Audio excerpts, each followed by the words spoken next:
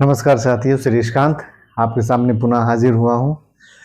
आज हम लोग एक नया सेक्शन शुरू कर रहे हैं। नया सेक्शन का मतलब जीएस जीके के आए हुए प्रश्न हैं या मैंने अपने तरीके से बनाए हैं, जो मुझे हर एग्जाम, छोटे से छोटे एग्जाम से लेके बड़े बड़े एग्जाम में जितने भी प्रश्न आते हैं, आईएएस को छोड़ के, क्योंकि उस स्तर का प्रश्न नहीं, पर पीसीएस में भी जो प्रश्न आए हुए आते हैं जिनके आने की संभावना है, बाकी UPSI, RO, UPP, SSC, bank, जितने भी इस टाइप के एग्जाम है, सबके लिए मैंने जीएस जीके के प्रश्न बनाने शुरू कर दिए हैं।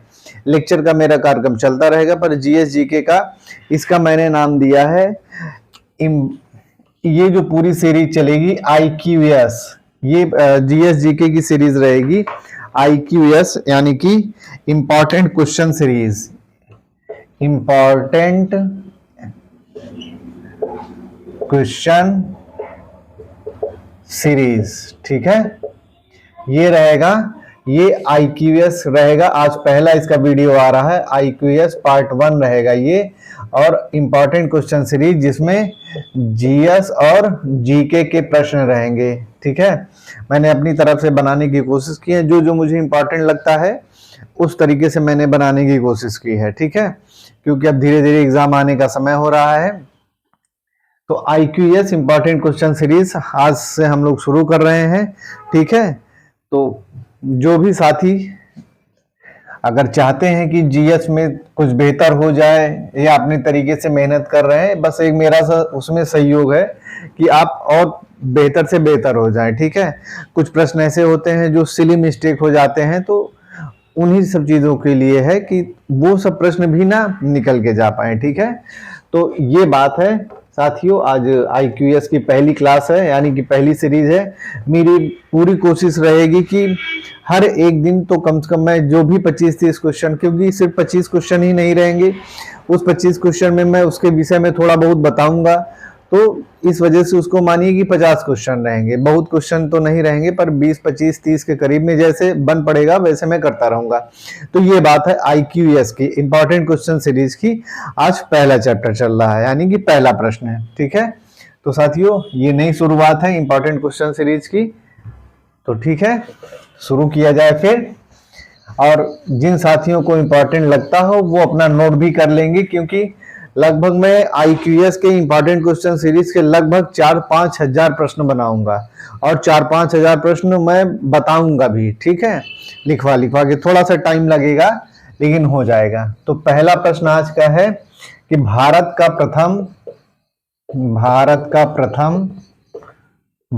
प्रथम समाचार पत्र कहां से और किस वर्ष प्रकाशित हुआ था? किस वर्ष में प्रकाशित हुआ था? ठीक है, भारत का सबसे पहला समाचार पत्र है, ये कहां से प्रकाशित हुआ था और किस वर्ष में प्रकाशित हुआ था? ठीक है, तो ये कलकत्ता से प्रकाशित हुआ था। ठीक है, और 1780 में। ठीक है, कहां से? कलकत्ता से प्रकाशित हुआ था, और किस वर्ष में प्रकाशित हुआ था? 1780 में प्रकाशित हुआ था। प्रकाश कौन व्यक्ति थे? नाम भी मैं बता दे रहा हूं, James Augustus Hickey. James Augustus Hickey. ठीक है, हिक्की महोदय ने ही पहली बार भारत में समाचार पत्र का प्रकाशन किया था, कलकत्ता से, और 1780 ये वर्ष है। ठीक है, फिर दूसरा प्रश्न है, सार्जेंट आयोग की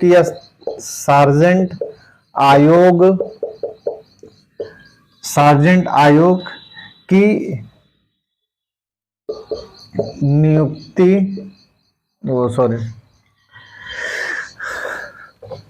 सार्जेंट आयोग की स्थापना किस वर्ष में की गई थी? सार्जेंट आयोग आप लोग सुनते होंगे, एग्जाम में बहुत आता है, तो वर्ष 1944 में। ठीक है, 1944 में इसकी नियुक्ति की गई थी, यानी कि इसका एक आयोग का फॉर्म किया गया था, गठन किया गया था। इसको गठन भी कह सकते हैं। ठीक है, स्थापना गठन वर्ष 1944 में किया गया था। और किसके लिए किया गया था ये सार्जेंट आयोग? शिक्षा के विकास के लिए। ठीक है, तो शिक्षा से संबंधित था, शिक्षा से संबंधित था। ये जो सार्जेंट आयोग है किससे संबंधित था? शिक्षा से संबंधित था। ठीक है, अगर ये पूछता भी है इसीलिए मैंने बता दिया। ठीक, फिर अगला प्रश्न है सर टॉमस रो किस वर्ष मुगल दरबार में आया था? मुगल दरबार में आया था। ठीक है, इसका वर्ष पूछा जाता है। ठीक है, तो किस वर्ष में आया था? 1615 में, 1615। ठीक है, 1615 का काल था वो, और उस समय मुगल शासक कौन था? जहांगीर। ठीक है, तो जहांगीर के दरबार में ही आया था। ठीक है, तो ये हो गए आपके शुरुआती प्रश्न, 3 प्रश्न। फिर अगला प्रश्न है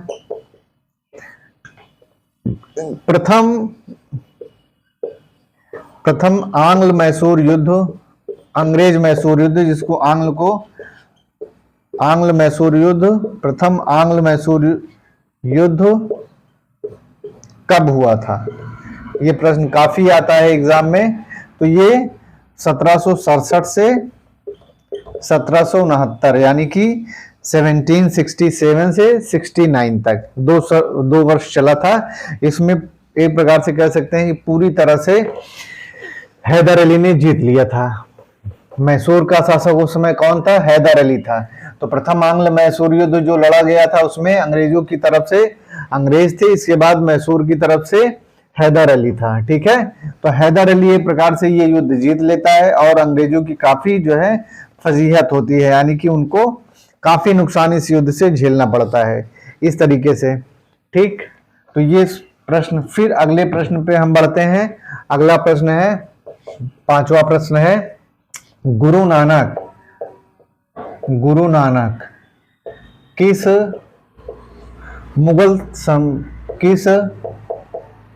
मुगल शासक के समकालीन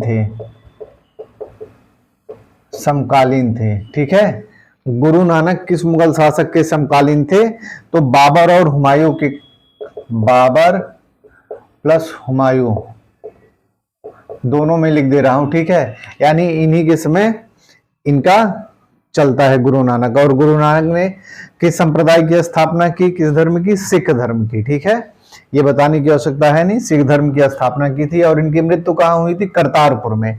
करतारपुर आज पाकिस्तान में है। ठीक है, फिर अगला प्रश्न है क्वेश्चन नंबर 6 है किस गुरु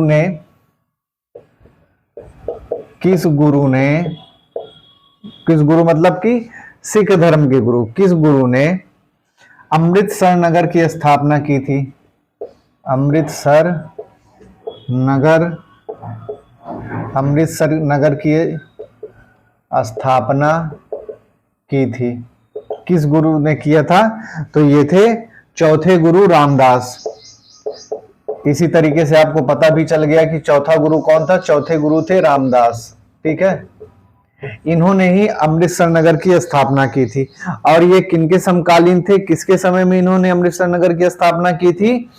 अकबर के समय, अकबर के ये समकालीन थे। गुरु रामदास जो है चौथे गुरु थे, इन्होंने अकबर के ही समय में अमृतसर नगर की स्थापना की थी। फिर 7वें क्वेश्चन की ओर बढ़ते हैं। सिख धर्म में गुरुमुखी लिपि है। ठीक है, बहुत प्रसिद्ध है। गुरुमुखी लिपि का आरंभ किस गुरु ने किया था? किस गुरु ने, यानी कि गुरुमुखी लिपि का आरंभ किस गुरु ने किया था? तो ये थे गुरु अंगद। ठीक है, दूसरे गुरु थे ये सिख धर्म के, गुरु अंगद ने किया था। ठीक है, दूसरे गुरु थे। और इनका जो टाइम पीरियड है मैं बता दे रहा हूं, 1539 से 1552 ईस्वी। ठीक है, 1539 से 1552 ईस्वी गुरु अंगद थे। और इन्होंने ये प्रकार से कह सकते हैं कि लंगर व्यवस्था को, जो आप सिख धर्म में लंगर व्यवस्था देखते हैं, तो लंगर व्यवस्था को अस्थाई बना दिया। लंगर व्यवस्था की शुरुआत तो किसने कर दी थी? गुरु नानक ने ही कर दी थी। पर इसको वाकई अगर पूरी तरीके से देखा जाए, व्यवस्थित तरीके से देखा जाए, तो इसको गुरु अंगद ने ही किया, लंगर व्यवस्था को अस्थाई बना दिया था। ठीक है, और गुरुमुखी लिपि का आरंभ गुरु अंगद ने ही किया था और इनका कार्यकाल 1539 से 1552 था। ठीक है, चौथे गुरु के विषय मैंने बताया, अमृतसर नगर की स्थापना चौथे गुरु, ठीक है, रामदास ने की। फिर अगला प्रश्न है, 8वें प्रश्न की ओर बढ़ते हैं। संविधान सभा के संवैधानिक सलाहकार कौन थे? संवैधानिक सलाहकार कौन थे? आप लोगों को पता होगा, पर फिर भी मैं बता दे रहा हूं, अब चूंकि क्वेश्चन बनाया हूं। BN राव, ये संविधान सभा के सलाहकार थे, संवैधानिक सलाहकार थे। ठीक है, तो ये बात हो गई। संविधान मैं पढ़ा भी रहा हूं, उसमें भी बताऊंगा। अब चूंकि ये प्रश्न बनाया है, मेरी पूरी कोशिश है कि मैंने छोटे से बड़े लेके सारे प्रकार के प्रश्न, पहले इजी प्रश्न जो कि आपके दिमाग से मिस्टेक ना होने पाए उसको बनाया। ठीक है, प्रारूप समिति के अध्यक्ष कौन थे?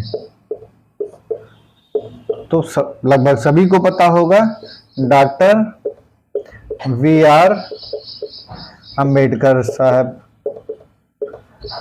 VR अंबेडकर जी थे। ठीक है, तो ये प्रश्न हो गया, 9 प्रश्न हो गए। फिर आगे बढ़ते हैं। फिर अगला प्रश्न है, 10वें प्रश्न पे आते हैं।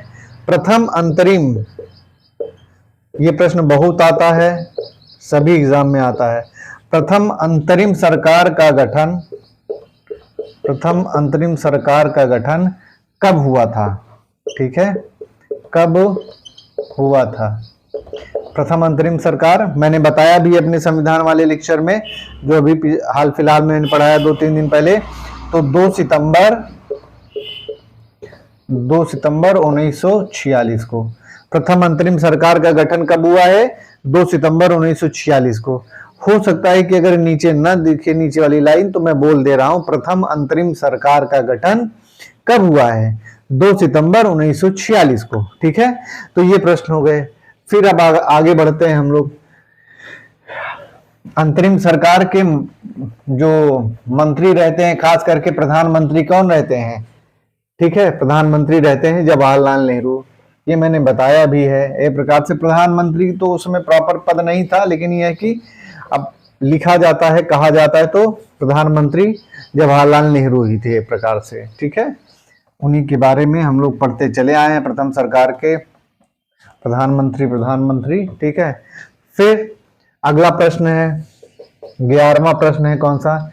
अंतरिम सरकार में, जो अंतरिम सरकार बनती है, अंतरिम सरकार में उद्योग तथा आपूर्ति मंत्री कौन थे? ठीक है, उद्योग तथा आपूर्ति मंत्री कौन थे अंतरिम सरकार जब बना था? ठीक है, कौन थे? तो थे ये जॉन मथाई। ठीक, इसी में रक्षा मंत्री बलदेव सिंह थे। ठीक है, बहुत सारे जो मंत्री हैं 13-14 कड़ी में, वो मैं सूची देने वाला हूं संविधान वाली क्लास में। ठीक है, फिर 12वां प्रश्न है, अगला प्रश्न है, उपसौर की दशा का निर्माण, उपसौर की दशा कब बनती है? अभी मैंने बताया भी था, उपसौर की दशा कब बनती है? तो ये बनती है 3 जनवरी को। ठीक है, 3 जनवरी को बनती है। उपसौर की दशा क्या होती है? उपसौर की दशा ये होती है कि पृथ्वी जब सूर्य के एकदम करीब आ जाती है, यानी 3 जनवरी को पृथ्वी जो है सूर्य के सबसे करीब होती है। ठीक है, तो इस स्थिति को उपसौर कहते हैं। और इसी के उल्टा कर दीजिए, पृथ्वी जब सूर्य से जब सबसे ज्यादा दूर होती है तो उसे अपसौर कहा जाता है। ठीक है, तो ये चीज है, यानी कि उपसौर की दशा कब बनती है? जब पृथ्वी सूर्य के एकदम करीब होती है। ठीक है, 14 करोड़ किलोमीटर की दूरी ही रह जाती है। फिर अगला प्रश्न है, मकर रेखा कुल कितने देशों से होकर गुजरती है? कुल कितने देशों से होकर गुजरती है? ठीक है, मकर रेखा कुल कितने देशों से होकर गुजरती है? तो ये गुजरती है 10 देशों से, विश्व के 10 देशों से होकर गुजरती है। मकर रेखा क्या है? 23.5 डिग्री दक्षिणी, यानी विषुवत रेखा के दक्षिणी, जो ये मान लीजिए विषुवत रेखा है, तो ये ऐसे है, ये जो 23.5 डिग्री अगर यहाँ पे पड़ेगा, ये 0 डिग्री है, ये 23.5 डिग्री वाला हिस्सा कर्क रेखा, ये जो यहां से ये जो 23.5 डिग्री पे जा रही है, इसी को मकर रेखा कहा जाता है। यानी कि ये रेखा जब गुजरती है 23.5 डिग्री से, तो इसी को मकर रेखा कहा जाता है। 0 वाला जो है, इसको भूमध्य रेखा या विषुवत रेखा कहते हैं, 0 डिग्री को। ठीक है, तो इसको मैं जब पढ़ाऊंगा, ज्योग्राफी की क्लास बस मैं शुरू ही करने वाला हूं, ठीक है, तब मैं बताऊंगा विधिवत जो है, बाकी तो आप लोगों को पता ही है। मकर रेखा कुल कितने देशों से होकर गुजरती है विश्व में? तो ये कुल 10 देशों से होकर गुजरती है। ठीक है, जिसमें ब्राजील, कोलंबिया, ये सब सारे देश हैं। ठीक है, फिर अगला प्रश्न है, कौन सा प्रश्न है? अफ्रीका महाद्वीप है, तो दक्षिण अफ्रीका नहीं, अफ्रीका महाद्वीप की बात हो रही है। ठीक है, अफ्रीका के किस भाग को हॉर्न ऑफ अफ्रीका कहा जाता है? ठीक है, अफ्रीका के किस भाग को हॉर्न ऑफ अफ्रीका कहा जाता है? ठीक है, अफ्रीका के किस भाग को हॉर्न ऑफ अफ्रीका कहा जाता है? तो ये जो अफ्रीका महाद्वीप का पूर्वी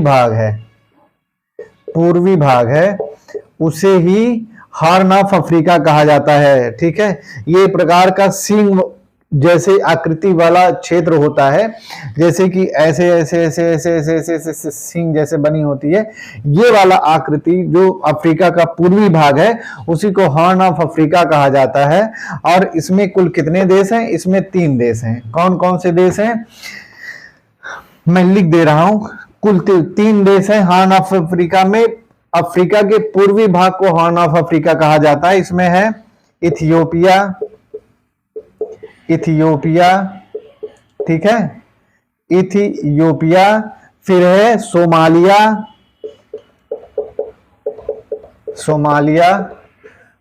फिर है जिबूती।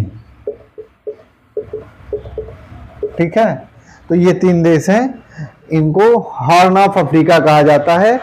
और ये कहां पे है? अफ्रीका महाद्वीप के पूर्वी भाग वाले हिस्से में है। ठीक है, तो ये हुआ हॉर्न ऑफ अफ्रीका से संबंधित। ठीक, फिर है अगला प्रश्न, गोल्ड कोस्ट। एक वर्ड आप लोग बहुत सुनते होंगे, एग्जाम में भी बहुत आता है, गोल्ड कोस्ट के नाम से, इसको डबल इन्वर्टेड कॉमास में गोल्ड कोस्ट के नाम से किस देश को जाना जाता है? किस देश को जाना जाता है? तो ये देश है घाना। ठीक है, गोल्ड कोस्ट के नाम से किस देश को जाना जाता है? तो ये घाना है। घाना कहाँ है? अफ्रीका महाद्वीप में है। ठीक है, अफ्रीका महाद्वीप में है। ठीक, तो ये हो गया। फिर बढ़ते हैं अगले प्रश्न की ओर। क्या है ना कि लिखना पड़ता है, मिटाना पड़ता है, थोड़ा सा एक्स्ट्रा टाइम 7-8 मिनट का चला जाता है, मैं इस बात को समझ सकता हूं, लेकिन अब क्या किया जाए, अब मजबूरी है। अब प्रश्न बताना है तो लिखना पड़ेगा, इतना बड़ा व्हाइट बोर्ड भी नहीं है। ठीक है, थोड़ा सा अगर आप लोग समझौता कर लेंगे मेरे साथ, तो ऐसे ही बढ़िया बढ़िया क्वेश्चन मिलेंगे। ठीक है, फिर अगला प्रश्न है, 16वां प्रश्न है, कौन सा? अफ्रीका में शीतोष्ण घास के मैदान को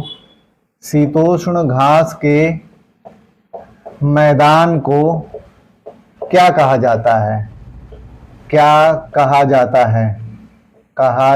है?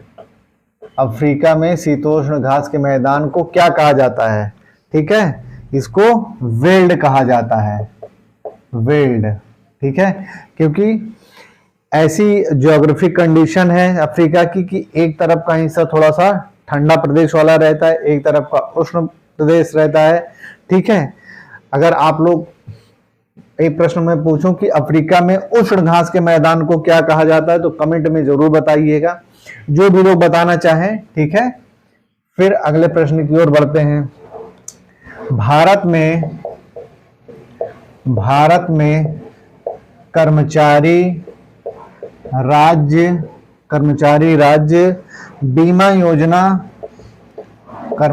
राज्य बीमा योजना की शुरुआत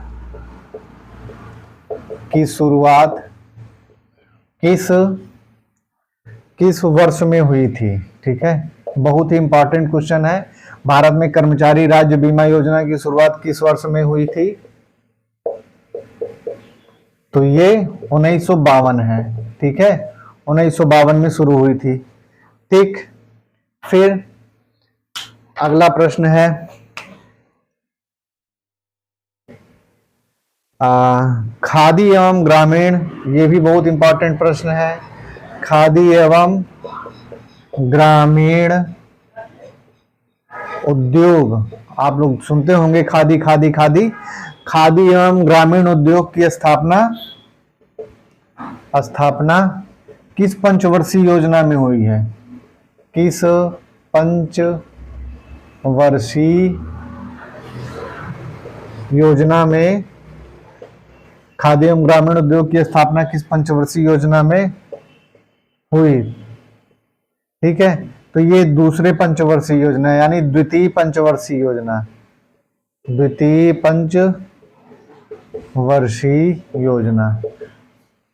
ठीक है, ये द्वितीय पंचवर्षीय योजना या दूसरी पंचवर्षीय योजना कह सकते हैं।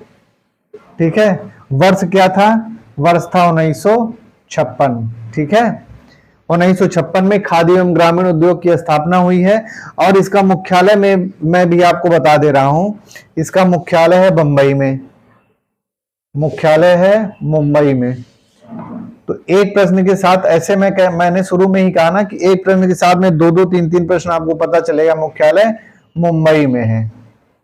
ठीक है, तो इस प्रश्न के साथ में तीन चीजें पता चली। खादी एवं ग्रामीण उद्योग की स्थापना किस पंचवर्षीय योजना में हुई, ये आता है किस पंचवर्षीय योजना में हुई है, तो दूसरे पंचवर्षीय योजना में हुई है। अगर इसी को दूसरे तरीके से पूछें कि खादी एवं ग्रामीण उद्योग की स्थापना किस वर्ष हुई है, तो 1956 में हुई है। खादी एवं ग्रामीण उद्योग का मुख्यालय कहाँ पे है, तो मुंबई में है। ये तीन चीज हुई। ठीक है, तो इस तरीके से प्रश्नों को देखा जाता है। कम से कम उसके विषय में थोड़ा बहुत आगे पीछे पता होना चाहिए, तभी हम प्रश्न आजकल के जो आते हैं उनको किया जा सकता है। ठीक है, फिर अगला प्रश्न है, इकोनॉमिक्स में आप सुनते होंगे big push theory. Big push theory English में लिख दे रहा हूं, बिग पुश थ्योरी। ठीक है, बिग पुश थ्योरी को किस अर्थशास्त्री ने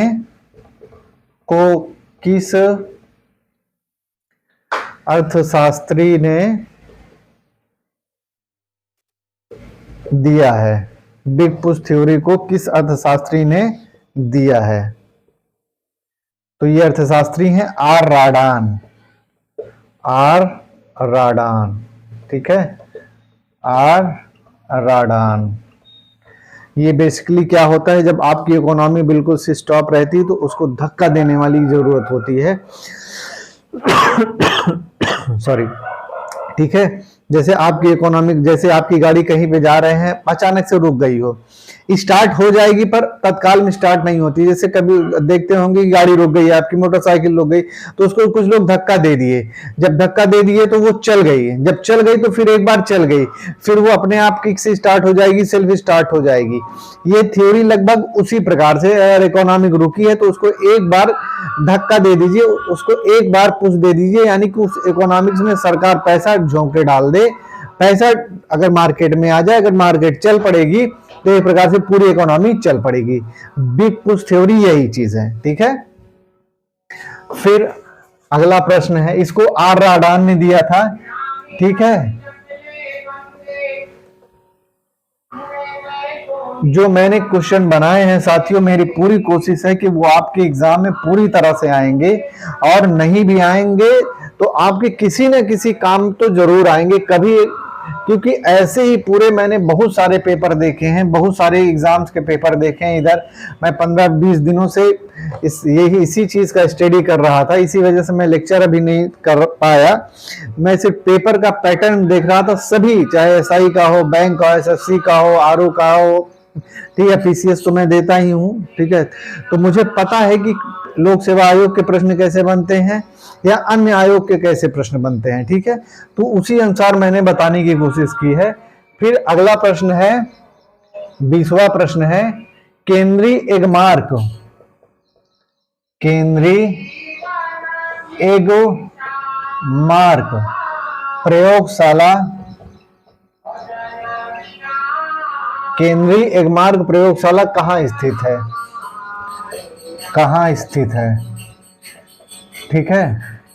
तो ये है नागपुर में। नागपुर कहाँ है, महाराष्ट्र में। इसी प्रश्न को इस तरह से भी पूछा जा सकता है कि केंद्रीय एगमार्क प्रयोगशाला किस राज्य में स्थित है।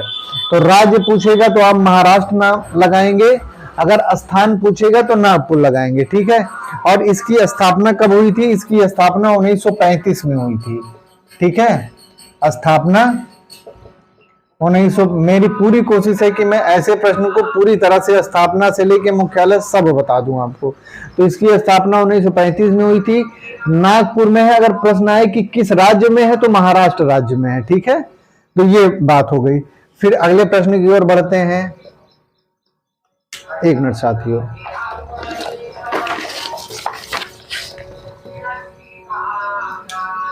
फिर अगला प्रश्न है, विश्व में सर्वाधिक, सर्वाधिक का मतलब होता है विश्व में सर्वाधिक यानी सबसे ज्यादा, सर्वाधिक सहकारी संस्थाएं, विश्व में सर्वाधिक सहकारी संस्थाएं कहां पर हैं, कहां यानी किस देश में, मैं ब्रैकेट में लिख दे रहा हूं, कहां है। तो वो है भारत हमारा, ठीक है। भारत में सर्वाधिक सहकारी संस्थाएं हैं, ठीक है। सर्वाधिक सहकारी संस्थाएं कहां पर हैं, तो वो देश है भारत, ठीक है। फिर अगले प्रश्न की ओर बढ़ते हैं। सहकारी संस्थाएं बताने की आवश्यकता नहीं है। जैसे आज आप लोग अमूल का दूध देखते हैं तो वो एक सहकारी संस्था है, ठीक है, अमूल, क्योंकि उसमें सभी लोगों का सहयोग है, ठीक है। ऐसा नहीं कि उसमें हम शेयर देंगे, पैसा देंगे तभी भाग ले सकते हैं, ऐसा नहीं है। कोई भी आ सकता है, कोई भी भाग ले सकता है, ठीक है। तो ये हुआ सहकारी, ठीक। फिर अगला प्रश्न है, रंगराजन समिति, रंगराजन समिति का गठन किस लिए हुआ था, किस लिए हुआ था, ठीक है। तो भुगतान संतुलन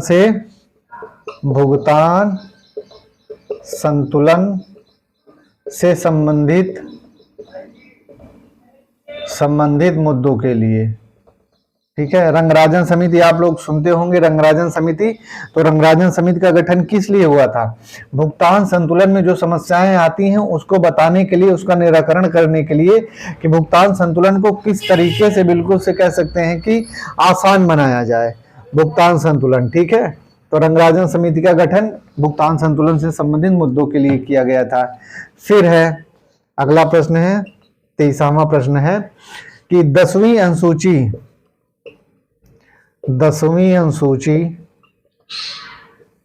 का संबंध किस विषय से है, किस विषय से है। तो यह है राजनीतिक दल बदल से, ठीक है, दल बदल से। जो पार्टियां हैं, जो नेताओं होते हैं, नेता होते हैं, पार्टियां होती हैं, दल बदल से लिख दे रहा हूं, राजनीतिक दल बदल से, ठीक है। तो 10वीं अनुसूची कब आई थी, आपको पता है 1985 में आई थी 10वीं अनुसूची, 1985 में, ठीक है। फिर अगला प्रश्न है, फिर है संविधान में, भारतीय संविधान में विधि द्वारा स्थापित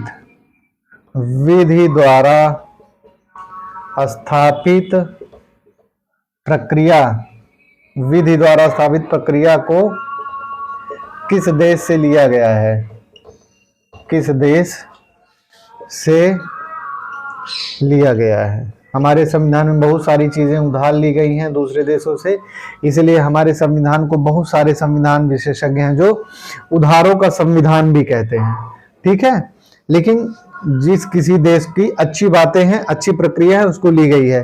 तो विधि द्वारा स्थापित प्रक्रिया को किस देश से लिया गया है? जापान से लिया गया है, ठीक है। विधि द्वारा स्थापित प्रक्रिया को जापान से लिया गया है, क्योंकि संविधान का निर्माण, भारत का संविधान पूरे विश्व का सबसे बड़ा संविधान है, सबसे बड़ा लिखित संविधान है, ठीक है। और बहुत सारे देशों से कुछ न कुछ हमने उधार लिया, ये बात तो सच है, ठीक है। लेकिन अगर किसी देश में अच्छी बातें हैं, अच्छे संविधान का फॉर्म हो चुका है, या कोई ऐसी बात है, बहुत सारे देश ऐसे भी होंगे जो बाद में संविधान बनाए होंगे तो भारत के संविधान से कुछ न कुछ चीजें लिए होंगे, ऐसा नहीं है। ये लेन देन की प्रक्रिया पूरे विश्व में चलती रहती है, बस थोड़ा सा रूप स्वरूप बदल जाता है। किसी भी चीज में हम बिना लिए दिए, जैसे पड़ोसी होते हैं तो कुछ न कुछ आदान प्रदान चलता रहता है ना, तो उसी अनुसार ऐसा नहीं है। अब जब हमारा संविधान बन रहा था तो बहुत सारी अच्छी बातें देश दुनिया में पहले से थी, तो क्या करें, हम ना लें भाई, हमने बनाया, अब वो किसी देश में ली गई हैं, बन गया है, तो क्या किया जाए अब उसको, ठीक है। तो ये हो गया विधि द्वारा स्थापित प्रक्रिया जो जापान से लिया गया है, ठीक है। कुल मिला के ये यही है। फिर अगला प्रश्न है क्वेश्चन नंबर 25, ठीक है। ओएनजीसी तेल कंपनी है, जानते ही होंगे ओएनजीसी, ठीक है। ओएनजीसी की स्थापना किस पंचवर्षीय योजना में हुई? क्योंकि प्रश्नों को आजकल घुमाया जाने लगा है तो फंस सकते हैं कि किस पंचवर्षीय योजना में हुई, तो किस पंचवर्षीय योजना में हुई थी? दूसरी पंचवर्षीय योजना में हुई थी, दूसरी पंचवर्षीय योजना में हुई थी। दूसरी पंचवर्षीय योजना यानी कि 1956 में, ठीक है। इसी समय में दूसरी पंचवर्षीय योजना में आपको पता है कि बहुत सारे भारत में औद्योगिक विकास हुआ, खास करके बड़े बड़े इस्पात कारखाने लगे, लोहे एवं इस्पात के कारखाने, चाहे राउरकेला हो, चाहे जो पश्चिम बंगाल में है, ठीक है। ऐसे ऐसे जब पढ़ाऊंगा तो बताऊंगा। दूसरी पंचवर्षीय योजना में 1956 में हुई। इसका मुख्यालय कहाँ है? ओएनजीसी का मुख्यालय कहाँ है? दिल्ली में, ठीक है। तो इसमें 3 प्रश्न है। ओएनजीसी की स्थापना किस पंचवर्षीय योजना में हुई? दूसरी पंचवर्षीय योजना में हुई। अगर इसी को प्रश्न पूछे कि किस वर्ष हुई है तो 1956 में हुई है, मुख्यालय दिल्ली, ठीक है। फिर अगले प्रश्न की ओर बढ़ते हैं।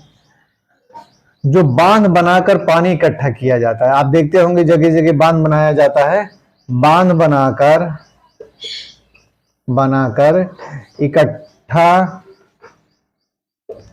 किए गए बांध बनाकर इकट्ठा किए गए पानी में कौन सी ऊर्जा होती है? साइंस का प्रश्न है, कौन सी ऊर्जा होती है? कौन सी ऊर्जा होती है, ठीक है। तो पानी स्थिर है, तो सीधे सीधे आप थोड़ा सा दिमाग लगाएंगे, स्थितिज ऊर्जा, ठीक है, स्थितिज ऊर्जा, ठीक है। तो बांध बनाकर जो पानी इकट्ठा किया जाता है उसमें कौन सी ऊर्जा होती है? स्थितिज ऊर्जा होती है, ठीक है। फिर अगला प्रश्न है 27वां प्रश्न है, कौन सा? यांत्रिक ऊर्जा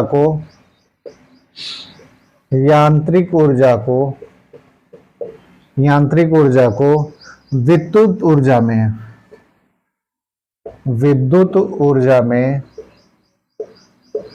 परिवर्तित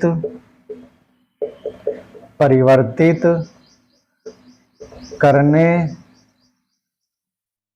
यांत्रिक ऊर्जा को विद्युत ऊर्जा में परिवर्तित, थोड़ा सा लिखते लिखते हाथ दर्द करने लगता है। यांत्रिक ऊर्जा को विद्युत ऊर्जा में परिवर्तित करने वाला यंत्र कौन सा है?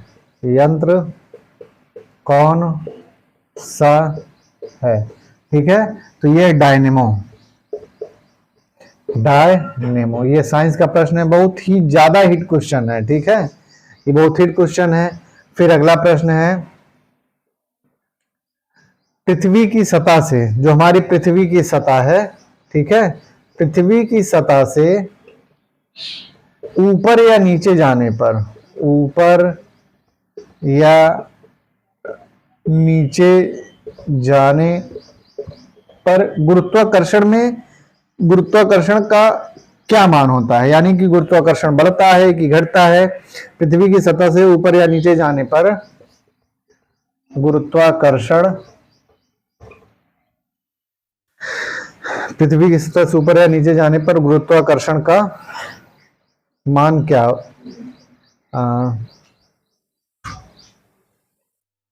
गुरुत्वाकर्षण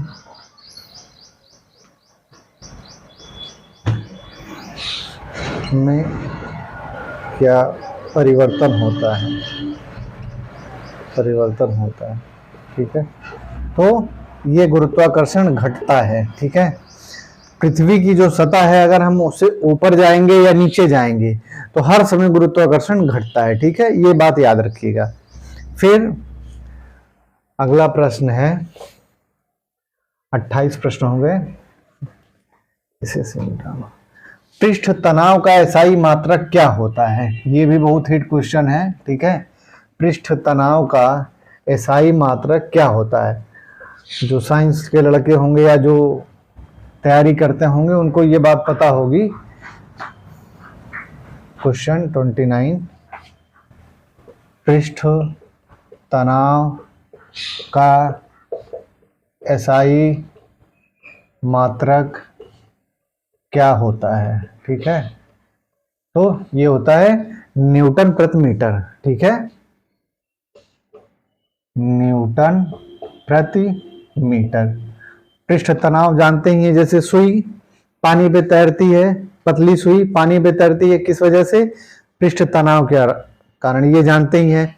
जो दिया होती है, दिया में जो बत्ती, जो तेल ऊपर चढ़ता है, नीचे से ऊपर चढ़ता है, वो तो केशिकत्व होता है। ये थोड़ा सा अंतर होता है। ठीक है, पृष्ठ तनाव की वजह से और केशिकत्व का, लड़के जो है थोड़ा सा गलती कर जाते हैं, तो इसको समझ लीजिएगा, जब हम पढ़ाएंगे तो बताएंगे। फिर अगला क्वेश्चन है, यूरिया में सर्वाधिक मात्रा किस रासायनिक तत्व की होती है? ये भी बहुत हिट क्वेश्चन है, किस रासायनिक तत्व की होती है?